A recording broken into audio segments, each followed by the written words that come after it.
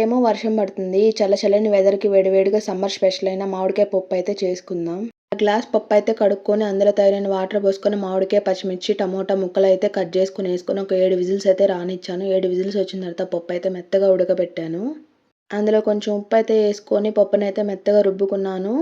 పప్పులోకైతే పోపైతే పెట్టాలి గదా! పోపైతే పెట్టే ముందు పప్పులోకి బెస్ట్ కాంబినేషన్ అయితే ఉప్పు మిరపకాయలు గదా! అయైతే ఫ్రై చేసుకున్నాను. అయైతే ఫ్రై చేసుకొని అయిపోగానైతే పోపులోకైతే ఆవాలు, జీలకర్ర యేసి అయి ఫ్రై అయిన తర్వాత ఒకదాని తర్వాత ఒకటేసుకున్నాను. ఎండుమిర్చి, తెల్లగడ్డ, ఉల్లిపాయలు ఒకదాని తర్వాత ఒకటేసుకొని మంచిగా ఫ్రై చేసుకొని అదైతే పప్పులో అయితే కలుపుకున్నాను.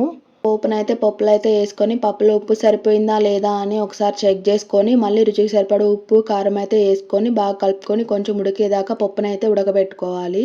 ఫ్లేమ్‌లో అయితే పప్పునైతే ఒక 2 నిమిషాలు మళ్ళీ ఉడకబెడితే సరిపోయిద్ది. సమ్మర్ స్పెషల్ అయిన మామిడికాయ పప్పు అయితే రెడీ అయిపోయిద్ది. వర్షం పడుతున్నప్పుడు వేడి వేడి అన్నంలో ఇలా మామిడికాయ పప్పు చేసుకొని, ఉప్పు మిరపకాయలు పెట్టుకొని తింటే చాలా టేస్ట్‌గా ఉంటుంది. వీడియో నచ్చితే ఒక లైక్ చేయండి.